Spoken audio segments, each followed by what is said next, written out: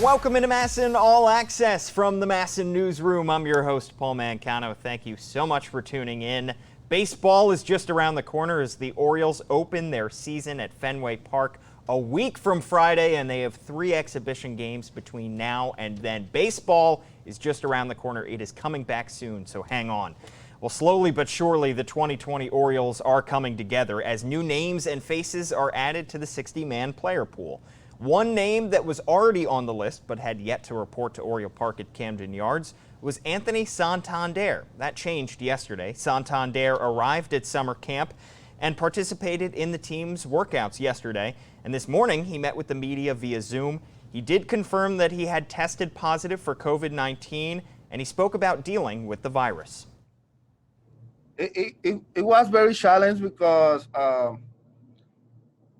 when everything started, I continue practice to prepare to this season. And when I got here, I realized that I got it, and quarantine for 2 weeks. That's a stay back. But thank God I keep in shape, doing some push-up and core thing that I can keep shape. And this was something serious. Thank God I got a mild symptoms. First of all, the opportunity that the manager gave me to play every day. You know, this game, I always say this game is about adjustment. If you don't have the opportunity to play every day, you can make it, you know. And I always say my work ethic. I like to come to the field, do everything I have to prepare to be ready to play, to do my 100% when the game starts. Yeah, Tony looked good yesterday. He took some batting practice. We did some outfield, some light outfield stuff. So pretty light workout. He'll go through it again today, kind of a similar, where he's taking coach's batting practice, doing some cage stuff, doing some outfield drills. But happy with how he looked and feels good today. So we'll continue to ramp him up. He's tracked in the bullpen also to help with getting his timing back as fast as possible. We'll continue to do that as well, and he'll be facing some live pitching here shortly. With Santander back in the fold, the Orioles outfield is seemingly in place. The team is still without Dwight Smith Jr., meaning DJ Stewart is a de facto starter on one of the 2 corner spots. Now, it's early and the season is still a week and a half away, but Brandon Hyde has been impressed with what he's seen from the former first rounder. DJ Stewart is coming to the camp and playing really well, taking really good at bats, really making defense a priority also. He's working his butt off with Anthony Sanders in the outfield individually on a daily basis. So I like the improvement he's making there, and that's going to continue. Made a couple swing adjustments that he's really staying behind the ball nicely right now and driving the ball to all fields. So I like DJ does, he plays 100 miles an hour. And the adjustments he's making offensively, there's some improvement there, and he's taking some really good at bats here in these inter squads. Now we bring on former Oriole and, of course, MASN broadcaster Mike Bordik, who joins the show. Mike, thanks so much for hopping on here. Absolutely, Paul. Thanks for having me. It's been a couple weeks since we've had you on MASN All Access, and the last time we talked, you were taking care of some goats, correct? Is that still going on? It is. I've been doing a good job, so the goats are still around. That's good. I don't know if I had 5 goats at that time, but we have 5 goats now, and we have 9 chickens, and they're all doing good.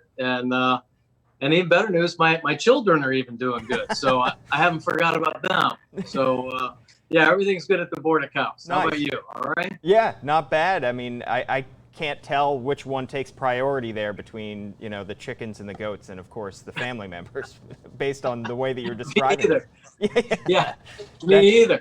And then I got to fit in my wife as well somewhere. So, yeah, that's it's fair. Challenging for sure. But yeah, everybody takes part. That's great. Well, we had to get you on here because, of course, opening day is about a week and a half away. Up in Fenway Park, and the Orioles are starting to come together. Of course, Anthony Santander joined the camp, and Their outfield is starting to look a little bit more formed, but they have been hit by the injury bug as of late. Of course, Richie Martin having to have wrist surgery. It feels like at this point all teams around baseball are kind of struggling to get everybody on the field, but for whatever reason, the Orioles in particular have been hit hard by the injury bug. Yeah, and it's too bad too. I mean, with the shortened season, nobody wants injuries to happen, especially with a couple young players like the Orioles had with Richie Martin. That's a tough one right there. I think Richie Martin's somebody that everybody really pulls for, and so a tough injury. Hopefully he heals okay and ready to come back next year. Ty Block as well. You know, with the expanded rosters, there's some flexibility there. I think every team hopes that they can stay healthy through this, short summer camp, and then of course the shortened season as well. I mean, I think that's going to be a key to success for sure. And if the Orioles can, get over this injury bug and stay healthy for a couple months, I think they'll be in a good position. And really, that's all you can hope for is for guys to stay healthy. Yeah, and given the difficulty of their schedule, every year we talk about the AL East being a gauntlet, but this year having to play 40 games against the AL East out of 60, and then the NL East having the reigning world champions in their division, having the Mets, the Phillies, the division winner in the Braves. It feels like they are facing an even more uphill battle than usual, but how do you think they can kind of weather the storm and stay afloat as they go through these two very difficult divisions?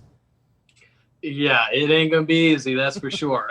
But I don't think they should look at it as a daunting task. I mean, if you step back like you just did, say, wow, it can be pretty tough. But, you can look inside the National League East and say, okay, the World Series champs are in there. But look what they did for the first 2 months of the season. They weren't even around. As a matter of fact, people were counting them out. They were below 500. So the way I look at it is anything can happen in the short sprint season.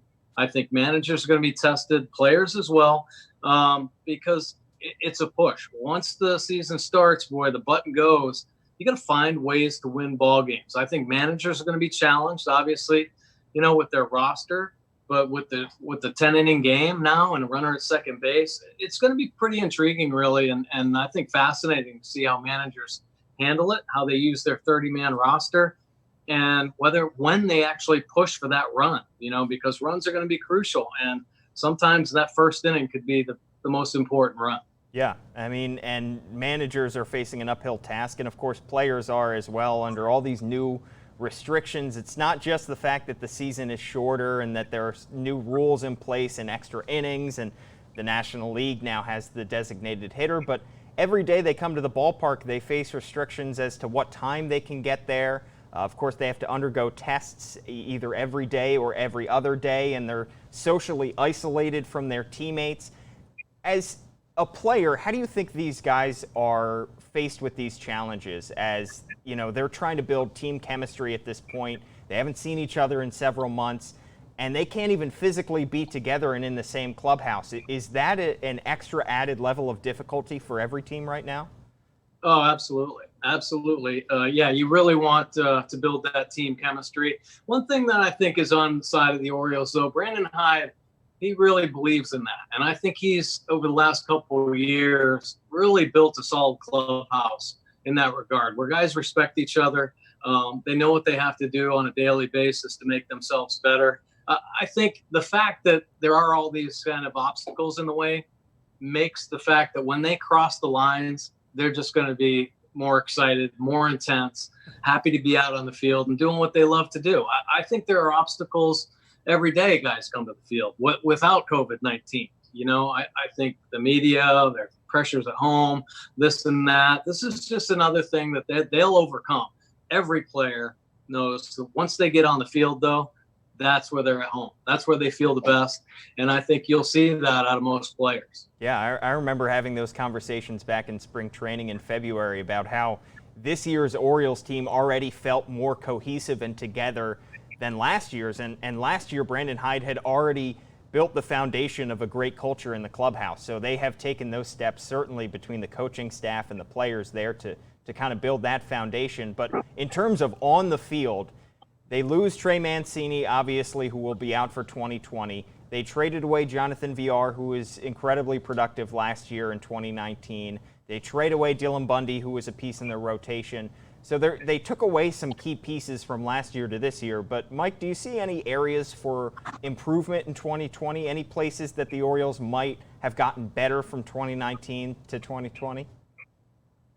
Well, I think experience is where they're going to get better. You know, Brandon Hyde challenged these guys when they came into spring training. He said, okay, last year, he said it was a learning year for all of us, for the coaches, for the players, setting goals, but it was about staying together as a unit. And now this spring, he challenged them to take the next step, to become better pros, right? To really enhance your game and understand that at the major league level, the Orioles, it's a different case. They talk about development all the time, but it's about winning. And that is the bottom line. So these guys are going to play to win. You know, they're going to challenge each other. They're going to push, and you never know in a short season. I think there's incredible optimism and intrigue coming into the season for every team because you just don't know what's going to happen. A player could get injured. A player could get off to a good start or a bad start. And every team is kind of keeping their fingers crossed and hoping that they get off on the right foot and they build a little momentum that can carry through the quick 60-game season. You know, and the Orioles are hoping that way too. I think they played great baseball in spring training. It was an exciting spring where you could really feel them coming together and playing a better brand of baseball. Guys were swinging the bat well. The pitchers were starting to get a good feel. And I'll tell you, if teams get on rolls, boy, good things can happen in a short period of time. And I already alluded to the fact that the Nationals weren't even in the playoff picture after 2 months of the season, and they ended up winning the World Series. So there you go. You never know in this game. Yeah, every year you get surprise playoff teams, and you get teams on the other end of the spectrum that were supposed to make the playoffs and don't. Feels like given 60 games, you could see even more of those type of teams. What would be your personal expectations for the Orioles in 2020? What would constitute a good or positive season for the Orioles this year? Well, I think the enthusiasm, I think playing the game hard and playing it the right way is probably the most important thing. You know, and I think they're going to miss the leadership of Trey Mancini on the field. So I think somebody's going to have to emerge if they want to have success. Somebody's going to have to emerge as a team leader. Maybe it might be 2 or 3 guys like the Orioles have passed when it was Adam Jones and Matt Wieters and Nick Markakis that helped lead the way and really set the tone for success down the road. There's going to be a handful of players that could potentially take it by the horns in this short season. And I'm talking about young players like Austin Hayes, like Santander, you know, who could really take leadership roles and really set the stage for a nice foundation for the future. That's the hope. Absolutely. Well, it's always great to get your insight at this point. I mean, several weeks ago when we spoke last, we had no idea when baseball would return, but now it's right in front of us. How excited personally are you to get back to the ballpark, back to seeing the Orioles play baseball? Oh my gosh.